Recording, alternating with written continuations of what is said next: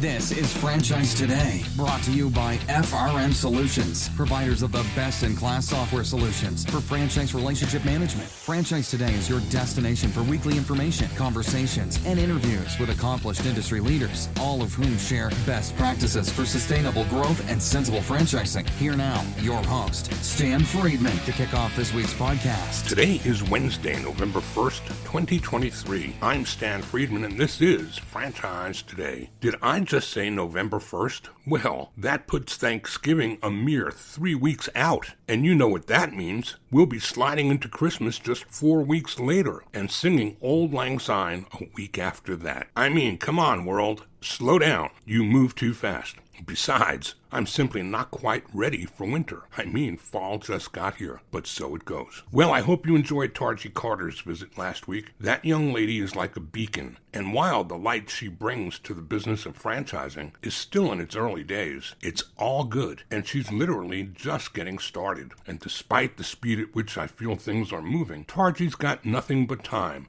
to continue making a positive impact on the franchise business and those getting into it that she helps to guide. This week, we're going to hear from a restaurant icon and powerhouse franchisor when Paul Damico joins us with the tale of his journey and storied career. But first, let me remind you to please visit our new website where you can leave reviews, make guest suggestions, stream, download, or subscribe to Franchise Today from a dozen or more platforms, and search hundreds of episodes spanning a dozen years. And yeah, please do leave a review. You can find us at franchisetodaypodcast.com. That's franchisetodaypodcast.com. And in the coming weeks, I'm going to begin blogging there as well. Now, what do Moe's Southwest Grill, Focus Brands, Naf Naf Grill, Great American Cookie, Marble Slab Ice Cream, Hot Dog on a Stick, Pretzel Maker, Round Table Pizza, and Fuzzy's Taco Shop all have in common? Well, they've all been led by 3-time Undercover Boss Paul Damico at some point during his 40-year culinary and franchising journey. When I return in 2 minutes or less, Paul will join me right here to dish on all of that and more. Don't go away. Franchise Today will be right back, but first, a word from our sponsors. Franchisors of restaurants, bars, and grills, and multi-unit franchisees, listen up. This message is for you. If you're looking to engage guests, elevate profits, and enhance your customer experience, Atmosphere TV is the answer. What's Atmosphere, you ask? Atmosphere is the world's #1 streaming TV service for businesses, here to help you make more and save big on overpriced cable packages. Atmosphere provides you with a free programming option, bringing more than 60 ultra-engaging audio-optional channels designed to please customers and increase their average ticket. So, how does it work? Well, it's easy. Upon sign-on, Atmosphere sends you a free device, loaded with over 60 channels of eye-grabbing entertainment. From news and sports to viral videos and fuzzy animals, every channel is family-friendly and designed to keep your customers happy and engaged. Plus, thanks to Atmosphere's 100% audio-optional format, the programming is perfect for any setting, no matter how loud or busy. So, stop playing and paying overpriced cable. Go with free TV instead. Just go to atmosphere.tv/sign-up and use the code FRANCHISE, and Atmosphere will waive the usual one-time $99 activation fee for your free-to-stream device. Visit Atmosphere online at atmosphere.tv, and remember, use the code FRANCHISE to waive your one-time activation fee. Visit atmosphere.tv to elevate your franchise's entertainment experience today.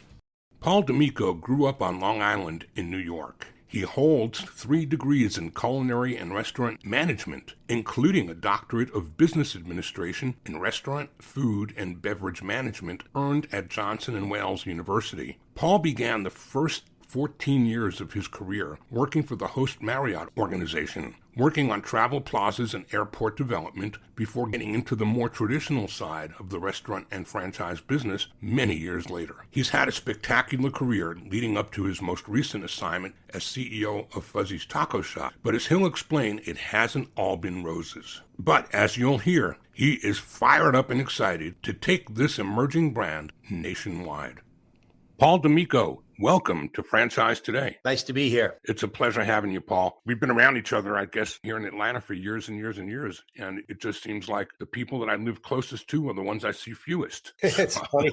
It's funny how that works. It really is. But Paul, we start every week the same way. And with you, it's going to be a slight little twist because none of us got into franchising voluntarily. We didn't find it. It found us. That's not the same when it comes to food and restaurant hospitality and the business of food. And that's your story, isn't it? It is. So why don't you tell us a bit about the intentionality of you getting into the food service business and how that led you to your career in franchising? Sure. It started back in the mid 80s. I made a conscious decision to go to culinary school and started my higher education at Johnson & Wales University in Providence, Rhode Island. And I started in the culinary program and I did culinary for 2 years and I received my culinary degree. But I also learned during that 2 years, I did not want to be in a kitchen my entire career. And so I pivoted and I graduated with a hotel restaurant degree after 4 years and a culinary degree and was recruited at that time by Marriott. And I joined Marriott and Host Marriott in 1986. And I thought I was going to go work in a hotel. And it turns out I was, quote unquote, assigned to the airport restaurant division of Host, a subdivision of Marriott at the time. And so I started my career lifting kegs and running snack bars in the JFK International Terminal. And it is there where franchising found me, because in the late 80s, that is when franchising stumbled into airports as a growth vehicle for what we considered back then to be all the national players. And when I say national players back in the late 80s, I'm talking about Pizza Hut, I'm talking about Starbucks, I'm talking about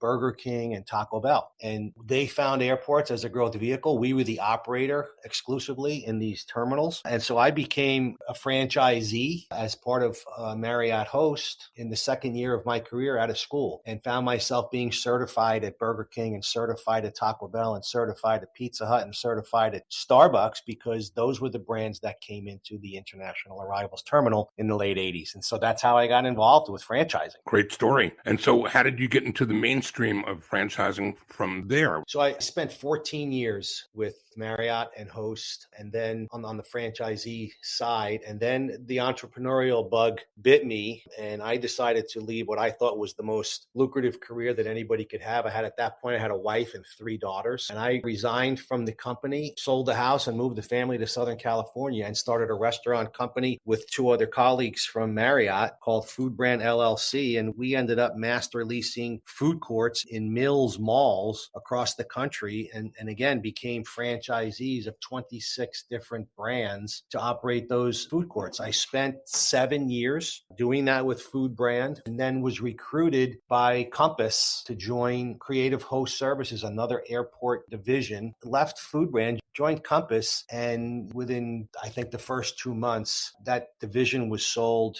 to SSP, another international airport concessions company. Moved the family back to Virginia, became the chief operating officer of SSP America, and spent about 3 years doing that. And then really my big break, what I consider my big break in my career, happened, and I was recruited to become the president of Moe's Southwest Grill based in Atlanta, Georgia. And that was the first time that I moved into a single brand, but I moved into that brand, Moe's Southwest Grill, as the franchisor, not the franchisee. So I had been in the franchisee side of franchising for many, many years. Now I became the president of Moe's based in Atlanta, and I was now the franchisor. Moved the family down to Atlanta and ran that brand for 6 years. It was right after the acquisition. Rourke Capital Group had bought Moe's. At that time, there were about 120 Moe's Southwest Grills, and running that company for the next 6 years, I grew that to 700 locations. And that's where really the switch between franchisee and franchisor happened for me. What a great place to land, and what a great organization to work with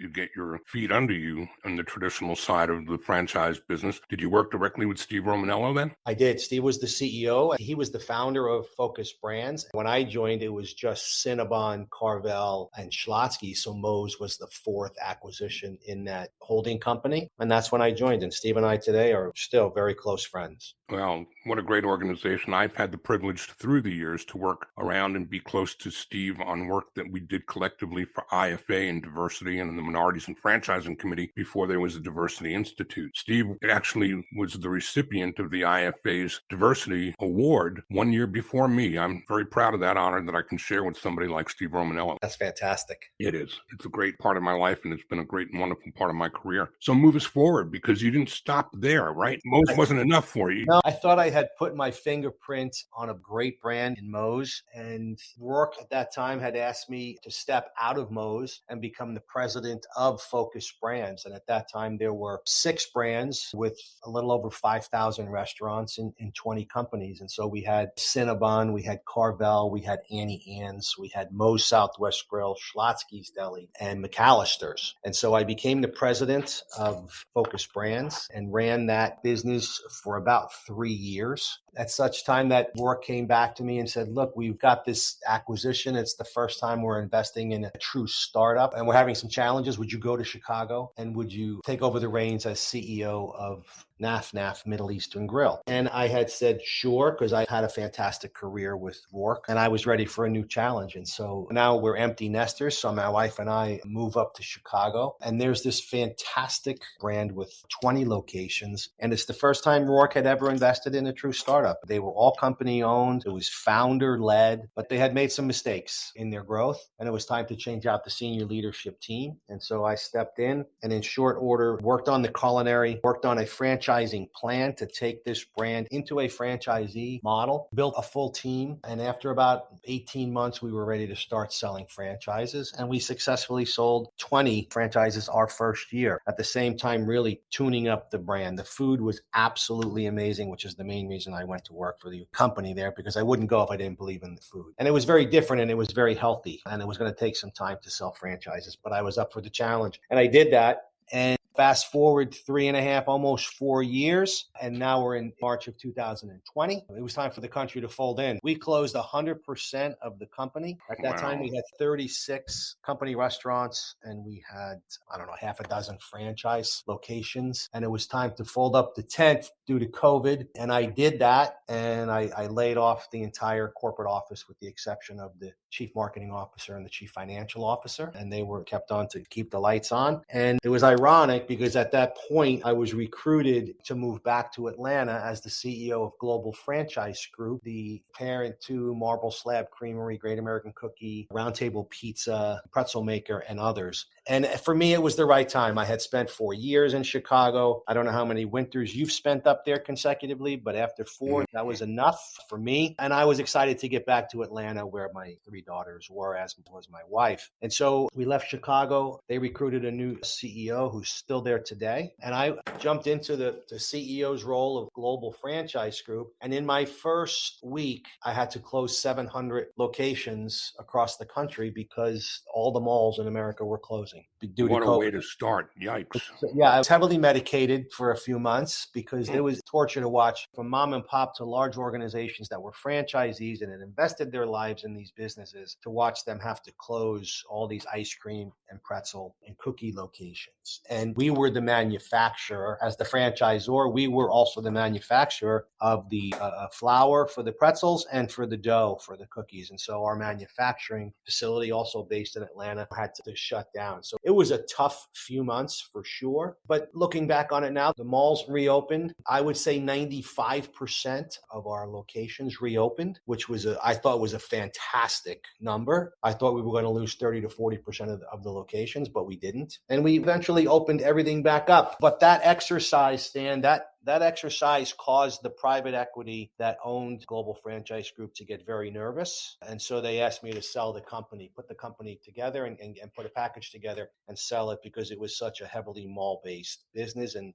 in looking to the future as private equity, they were very nervous about that. And so I did that. We packaged it up and we ended up selling the company within 7 months to Fat Brands based in LA, Andy Wiederhorn's company. And that put me out of a job, but that was okay. I was ready for a little break. And then then 4 months later, got a call from another good friend of mine and past Mo's franchisee, Aziz Hashim, based in Atlanta with NRD Capital. And he approached me with an opportunity to run this brand that I had never heard of called Fuzzy's Taco Shop, based in Dallas, Texas. And I spent some time studying the brand, came down and met with the team, toured 20, 30 restaurants, and was impressed with what I thought was a brand in the Southwest Mexican category that focused on tacos, but also had breakfast all day and also had a full bar component, and they were big box restaurants. Paul, why don't we hold on to that? Let this be a great place to come into a break, and we can come back from that break, picking up on the Fuzzy's portion of your life and take a look forward. Sure. But I have to first ask you, just personally, how stressful and distressful it must have been to not just have to close all of those stores at NAFNAF, but then to assume a new role in a new company and be in that same position again. Mentally, I don't know how, or emotionally, how you deal with that. I mean, I look back on it often and reflect on it, because it was, for me, it was not just the franchisees that had to close their businesses. For me, it was the team that I had built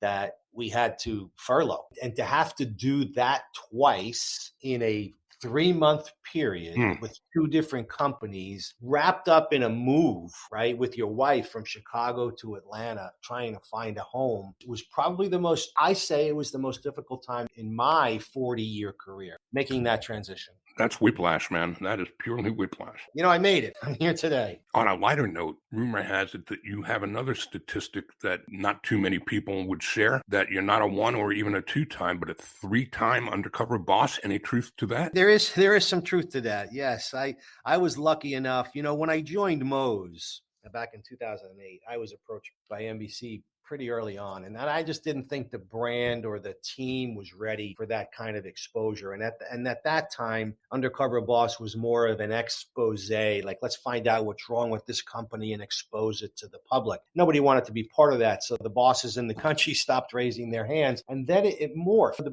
The show morphed into giving back. And when that happened, they approached us again a couple of years later. And I felt like the team was ready, because you put yourself out there. There's no hiding from this. You have to be comfortable putting yourself, right, your family, and the brand out there, and fingers crossed everything goes okay. And I think for Mo's, to say that I was part of something where I actually changed for the better 5 people's lives is a bit of an understatement, because I gave away over $350,000 in gifts, life-changing gifts, college educations, new cars. I gave away a wedding, unbelievable things to people that did not have the wherewithal to have that kind of thing fall into their life. And so when you do that, that's an emotional thing. I don't know how many people actually can say that they've cried every day for 18 days. I did, because the filming took 18 days in 5 different cities. And it was an emotional roller coaster for 18 days, because you are getting to know the employees of the restaurants at a very, very granular level. And for Mo's and for me and my family, it was a very positive experience. And from a business sense, what came from that experience is that the brand's notoriety for what was really nothing more than a super regional brand, we didn't consider ourselves national. It put us on the map, and franchise sales after that show skyrocketed. And we started to get to the point where we were selling 150 deals a year, and we were opening 100 restaurants a year. And that carries on for a few years. So it was a very positive experience. Awesome. All right, let's take a quick break. When we come back, we're going to talk all about Fuzzy's, what that looks like today, and where it's heading for the next 1, 3, or 5 years out. We're talking today with Paul Damico, president of Fuzzy's Taco Shops. We'll be right back. Franchise Today will be right back. But first, a word from our sponsors.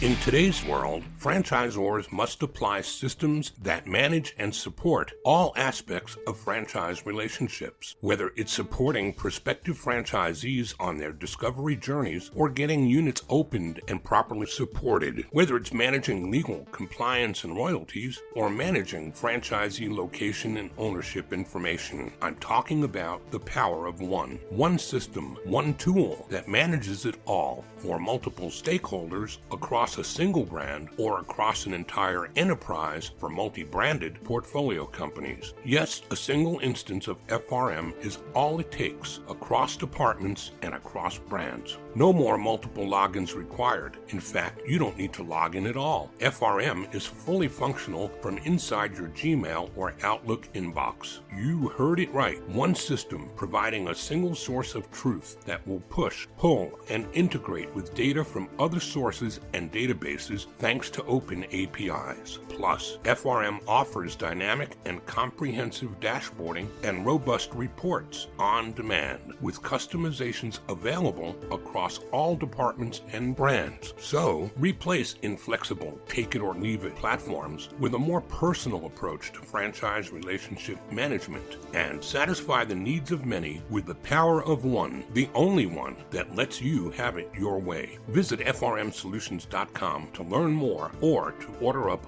a demo today.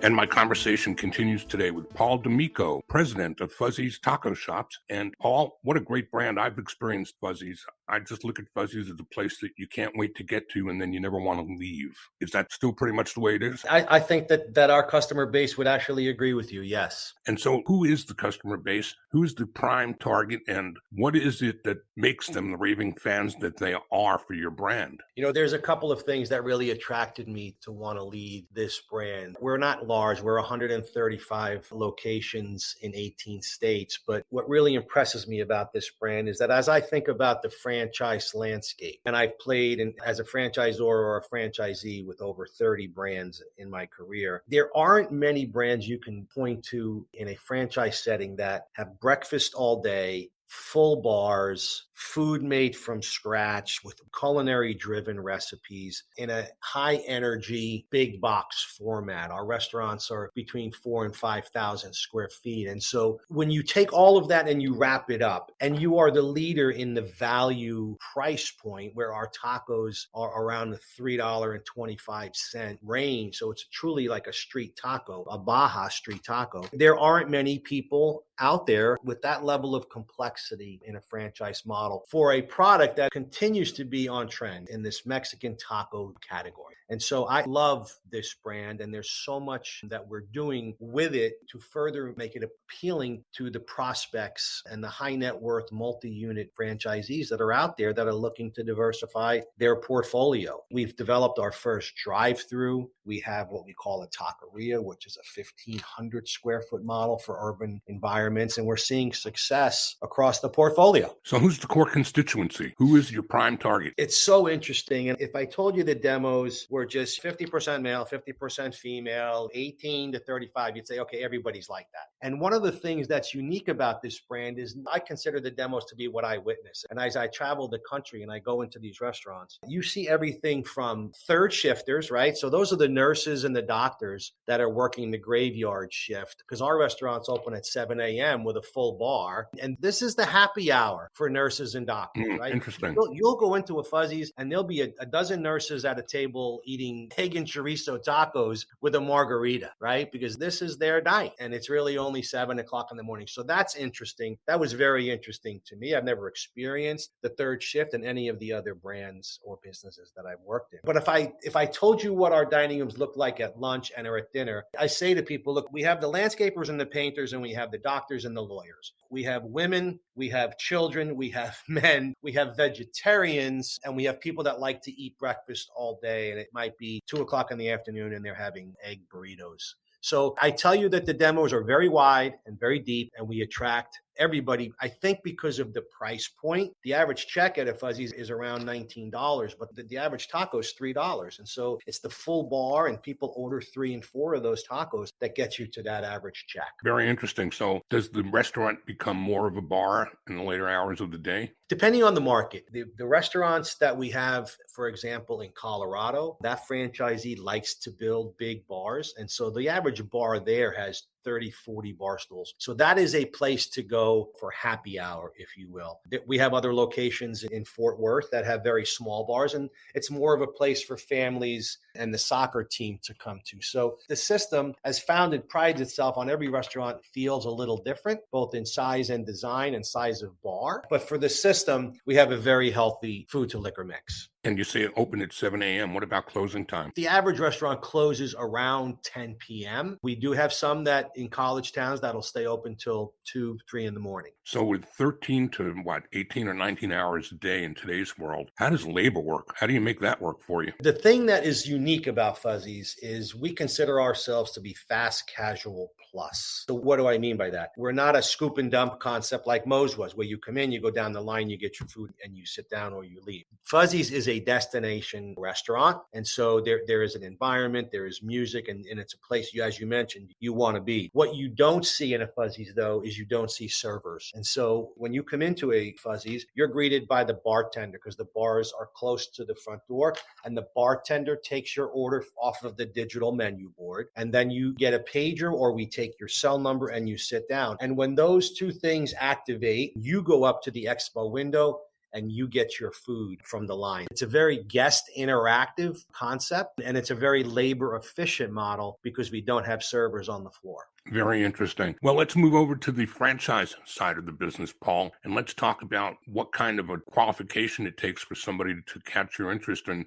who should be looking at Fuzzy's taco shops. Sure. The average deal size that we're selling right now is 10. And we don't want to teach franchising, and we don't want to teach the restaurant business, right? So we're looking for existing multi-unit operators of other brands that have the infrastructure and the support necessary to sign a 10-store deal and get those 10 stores open within 5 years. And so that's a significant capital commitment, and it's a significant overhead commitment. You've got to have the wherewithal to make that happen. And so we're not selling single store deals. We're not what most brands would call a mom and pop operation. We're looking to grow the brand fast. We're 138 restaurants today. We're looking to double that in the next few years. And you talked about NRD Capital when you entered the position, but company is under new ownership now, isn't it? It is. About a year after I joined Fuzzy's and did the same thing I did at NAFNAF, tuned up the culinary, built a team around me of experts that have experienced rapid growth. The opportunity for NRD to put a book together on Fuzzy's became real. We did that. We went through a process. I came out the other side and sold Fuzzy's Taco Shop to Dine Brands, the publicly traded parent company to Applebee's and IHOP. And we have officially been owned by them for 1 year now. So a question that maybe you can or can't answer, but I'll ask it anyway. As a person who's come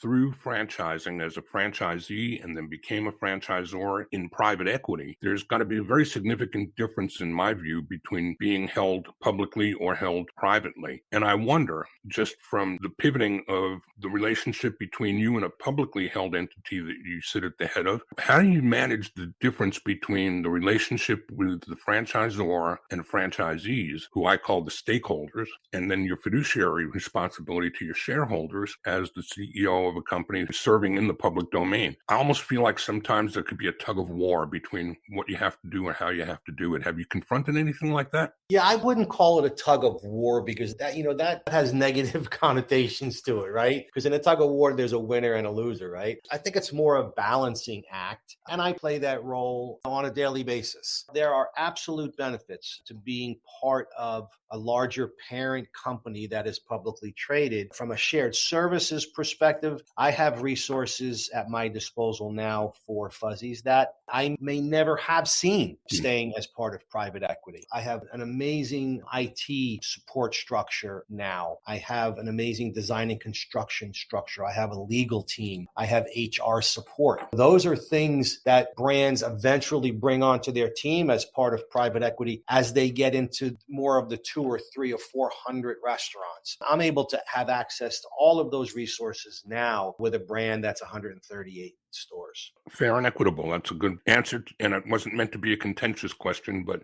it just felt to me like it's something I've never experienced. I don't know what it's like, but it would seem to me that if you have agendas that are best interest of the franchisee or the best interest of the shareholders, how do you manage that is kind of what I was wondering. As I grew up in my career, everybody I interacted with in my career, we always said, we never want to be part of a publicly traded restaurant company. That's a nightmare. I will tell you that my experience, albeit only a year, has been an extremely positive one, and it has been amazingly efficient efficient in what I would call the integration, because the integration of Fuzzy's into Dine, not just because they're public, but because they have certain policies and procedures and the amount of technology that crosses everybody's desk today. We're 12 months, just about 12 months into it, and we're done with this integration. And I've gone through a lot of integrations in my years, and this is by far the most efficient and well-planned integration that I've ever been part of. Well, that speaks for itself, doesn't it? It does. So let's talk some now about the way forward. We've put a foundation down on the value of you as an executive. You've got incredible experience in the culinary world and the food and beverage world. So looking in the post-COVID world that we're living in the next 1, 3, or even 5 years, what kind of plans do you have for the growth of Fuzzy's, and how quickly are we going to start seeing stores popping up in the rest of the states?